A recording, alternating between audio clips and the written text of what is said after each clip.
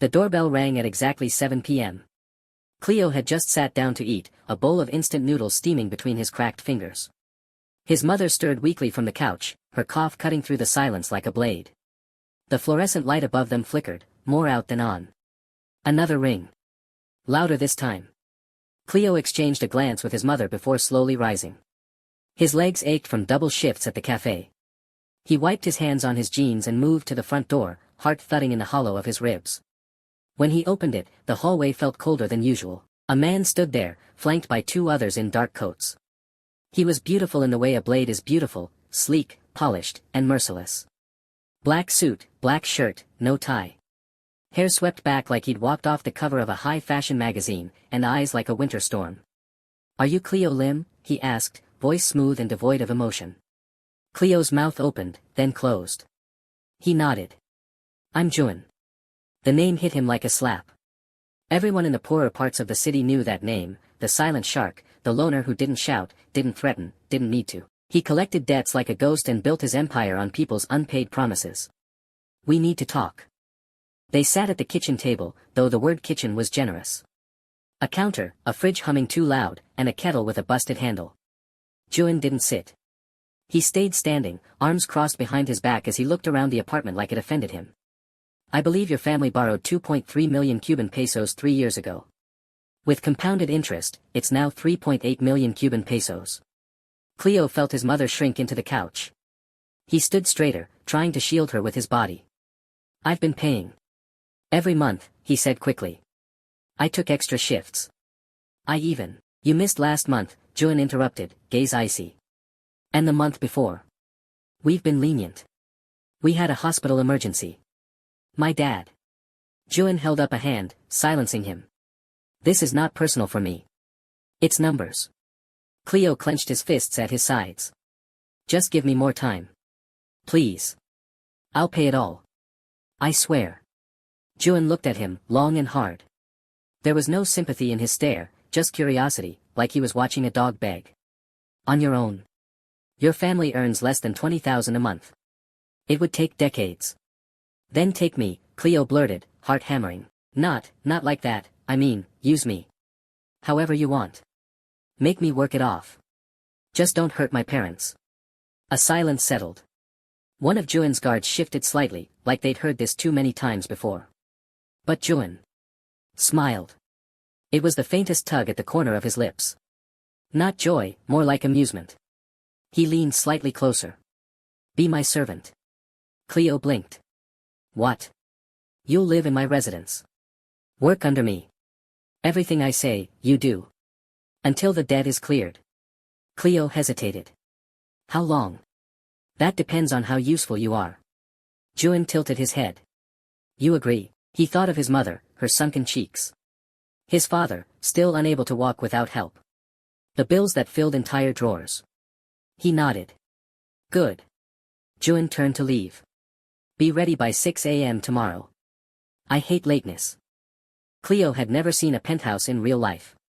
The building Jueon lived in looked like something out of a movie, doormen in uniform, floors polished to a mirror sheen, elevators that didn't even have buttons, just voice commands. The car that picked him up was matte black and silent inside. Not a word was spoken the entire ride. When they reached the top floor, the air itself felt expensive. Glass walls, obsidian floors, and a skyline that looked hand-painted. "Welcome," Jueon said, not turning around. "Don't touch anything you're not told to. You'll sleep in the utility room. Wake at 5:30. First task, clean the floors." Kleo looked around. There was barely a speck of dust. Still, he dropped his duffel bag and got to work.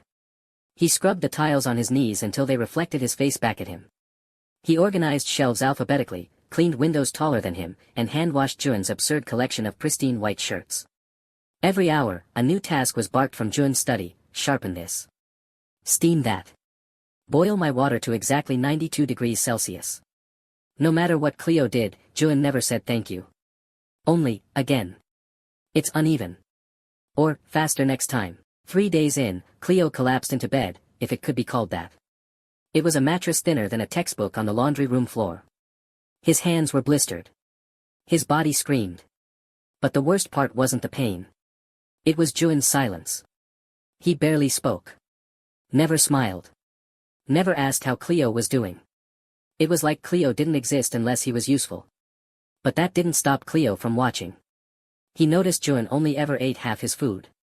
That he kept a grand piano in the corner of the room, but never touched it. That he drank his coffee piping hot, barely letting it cool. That he never slept before 3 a.m. One night, around 2 a.m., Kleo heard something. Soft static. A sound like a distant radio. He tiptoed toward the living room and found Jueon sitting in the dark, staring out at the city with the TV turned on to white noise. He didn't turn when Kleo stepped in. "You can't sleep?" Kleo asked quietly. Jueon didn't answer for a long time. Then, without looking at him, he said, "Silence is too loud." Kleo blinked. Jueon finally turned to face him. In the dark, his eyes looked softer. Less like storms. More like shadows. "Go back to sleep, servant." Kleo didn't move. "You don't have to call me that." Jueon looked at him. "Don't get attached." "I'm not," Kleo lied. "I'm just not made of ice like you." For a moment, it seemed like Jueon might be angry. But instead, he gave that faint, unreadable smirk again. "You talk too much." But his voice lacked venom. Days turned to weeks. Kleo learned Jueon's habits. He knew when to refill his water, how to iron his shirts without creases, how to warm his bed just right before he came home. He memorized his schedule, learned his moods, and, against all better judgment, started to care. Jueon, for his part, started asking strange questions. "Why do you keep going? Doesn't your family take you for granted?" "I don't mind," Kleo would say. "They need me." "Do you ever want to be selfish?" Kleo never had an answer, but something changed the night Kleo slipped in the kitchen and sliced his palm open on a broken glass. Blood pooled fast. He hissed, trying to wrap it with a towel. Jueon appeared a minute later, brow furrowed. "Idiot," he muttered, grabbing Kleo's wrist and inspecting the wound. "It's nothing." "Shut up," Jueon snapped, dragging him to the bathroom. He cleaned the cut himself, hands surprisingly gentle. Kleo stared at him. "You care?" "No. I just can't have you bleeding all over the floor." But later that night, there was a bandage kit left by Kleo's pillow. The morning after the cut on Kleo's hand, Jueon didn't say a word. But there was a fresh roll of gauze beside the sink, along with antiseptic wipes and a note in elegant black ink: "Change the bandage every 8 hours." No signature. But Kleo recognized the handwriting. Sharp and deliberate, like everything Jueon did.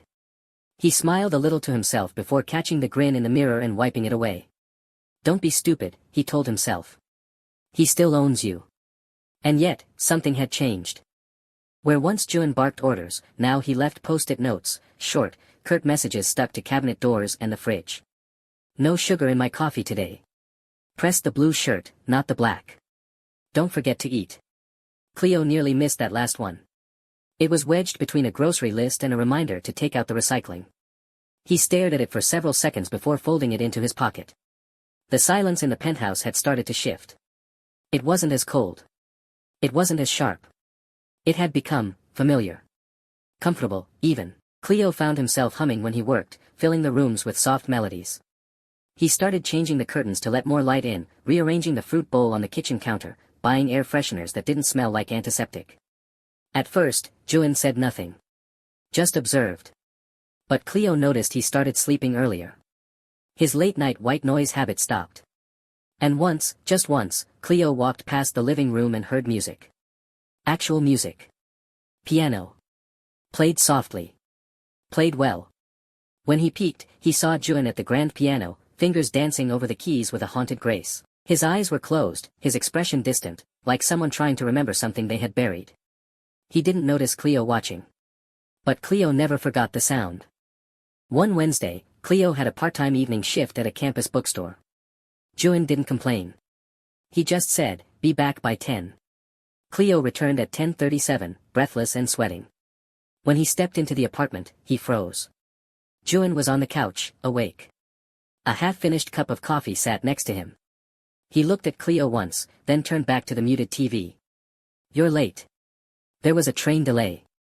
Jueon said nothing. Kleo stepped closer. "Did you wait up for me?" Jueon scoffed, low and sharp. "I wanted tea." "You make it better than the machine." Kleo rolled his eyes, but in the kitchen, his hands shook slightly. That night, he fell asleep in the living room by accident. The TV had been on, playing some boring documentary, and the couch was warmer than his usual mattress. He woke up to find a blanket covering him. Thick. Soft. Smelled faintly of Jueon's cologne. There was a pillow under his head that hadn't been there before.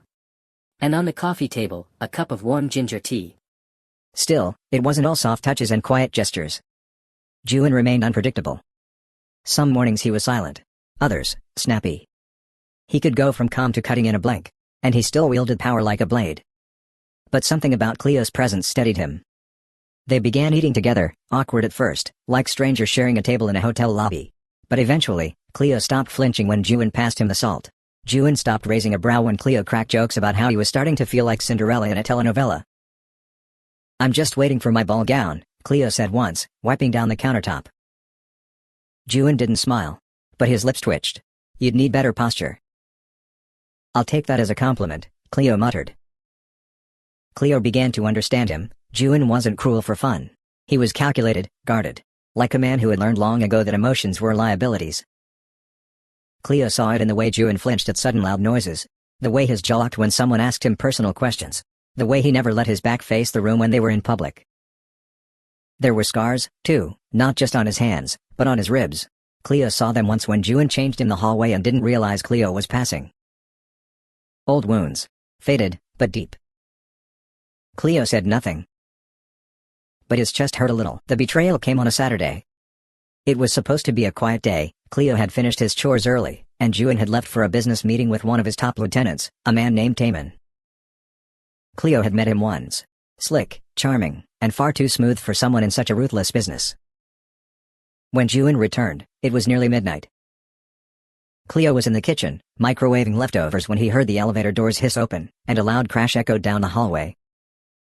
He ran out. Jueon was stumbling, clutching the side of the wall with blood trailing down from his temple. His suit jacket was ripped. His right hand was shaking. "Jueon?" Jueon didn't respond. He staggered into the living room and collapsed onto the couch. Kleo dropped the food and rushed to him. "Stay still. You're bleeding. What happened?" Jueon winced. "Taemin. Sold our intel. To someone bigger. Tried to ambush me. Should have seen it coming." Kleo grabbed a towel, pressing it gently to the cut. "Why would he do that?" "Money.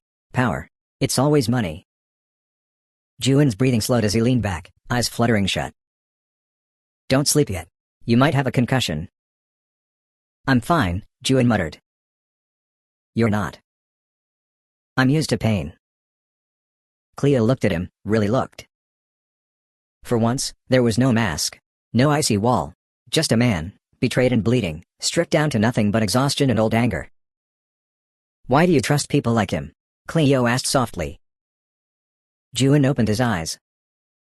"I don't. That's the problem." Kleo cleaned the wounds in silence. He unbuttoned Jueon's ruined shirt, revealing bruises along his ribs. He worked with care, gentle, precise. He had done this many times before for his father, after dialysis or a fall. But this was different. This was Jueon. When he was done, he sat on the floor next to the couch. Jueon exhaled slowly. "I always thought loneliness was safer," he said. "But it makes you weaker, slower, more afraid." Kleo stared at the carpet. "You're not weak." Jueon turned his head slightly. "You still think I'm cruel?" Kleo swallowed. "I think.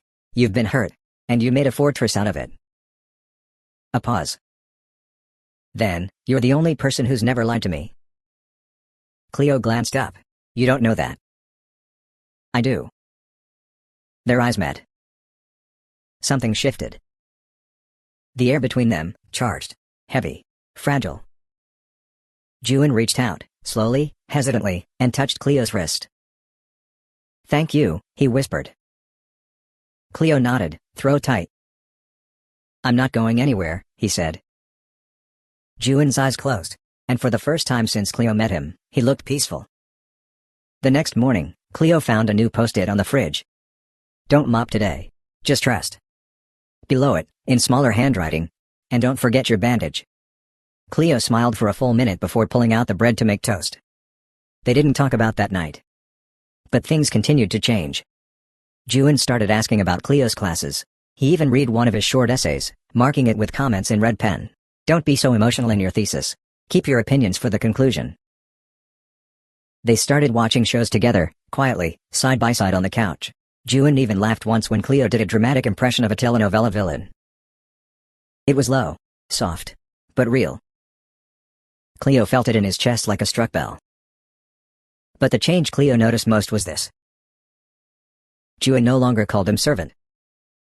He started using his name. The envelope arrived on a rainy Thursday. Kleo hadn't been expecting it. He'd just come back from an early morning grocery run, the sleeves of his hoodie damp from the drizzle. The penthouse was quiet. Jueon had left for a meeting at dawn, as usual, and Kleo had set a kettle on the stove when he saw the envelope sitting on the counter. No note. No explanation. Just his name in crisp black ink. Inside, a contract. Simple. Elegant. One page, double-spaced. Loan fully repaid in accordance with contract ID 4078B. Servitude agreement now terminated. Signed, Jueon Ri. Dated and notarized. Official. Kleo read it once. Then again. The water boiled. The kettle screamed. He didn't move. You're free now, Jueon said later that evening, when Kleo finally confronted him. The older man barely looked up from the papers on his desk. That's it? Kleo asked. That was the deal. And you're just letting me go? Why wouldn't I? It hurt more than Kleo expected. He had thought, maybe, he mattered more by now. But Jueon just flipped another page and said, you should be with your family. That's what you wanted, wasn't it? Kleo left that night. Not because he wanted to, but because staying any longer would mean asking for something not offered. He returned to the tiny apartment he shared with his parents in the Southern District. The one bedroom hadn't changed much, cracked tile in the bathroom, mismatched furniture, a washing machine that only worked if you kicked it twice. His mother cried when she saw him. His father hugged him awkwardly. They offered him the bed and took the floor. It should have felt like coming home. But it didn't. The days passed slowly. Kleo picked up shifts at the bookstore again. He studied, ate, slept, repeat. But nothing felt right.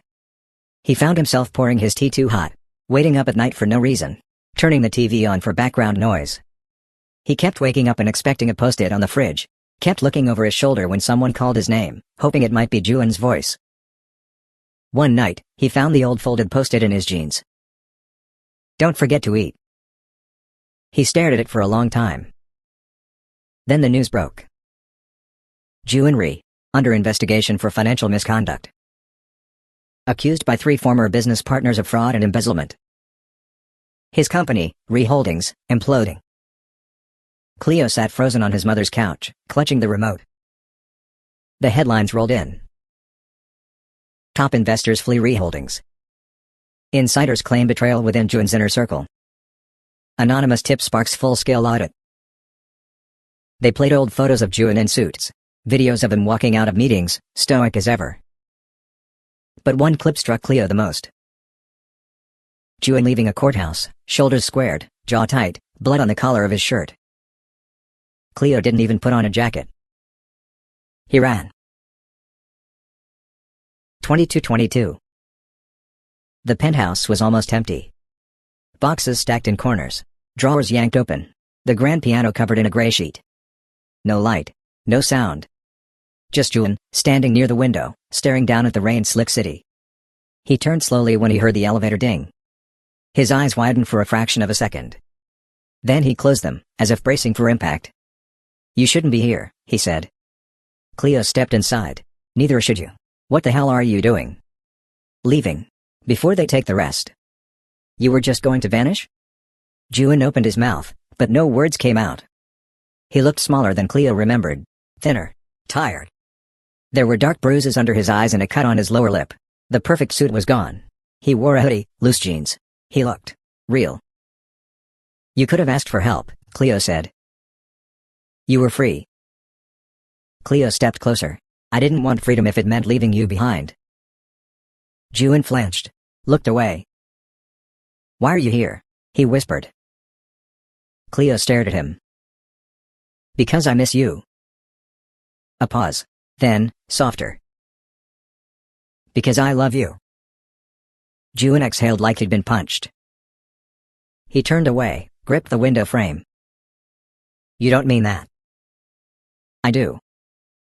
You're too good to be dragged into this. You dragged me into it a long time ago. Jueon laughed bitterly. You deserve someone better. Maybe. But I want you. Silence. Rain against glass. Jueon finally turned. His voice cracked. Then stay. Just for tonight. Kleo stepped forward and pulled him into a hug. Jueon didn't resist. His hands gripped Kleo's shirt like he was drowning. They stood like that for a long time. And in that quiet, broken space between past and future, something new was born. Not debt. Not power. Love.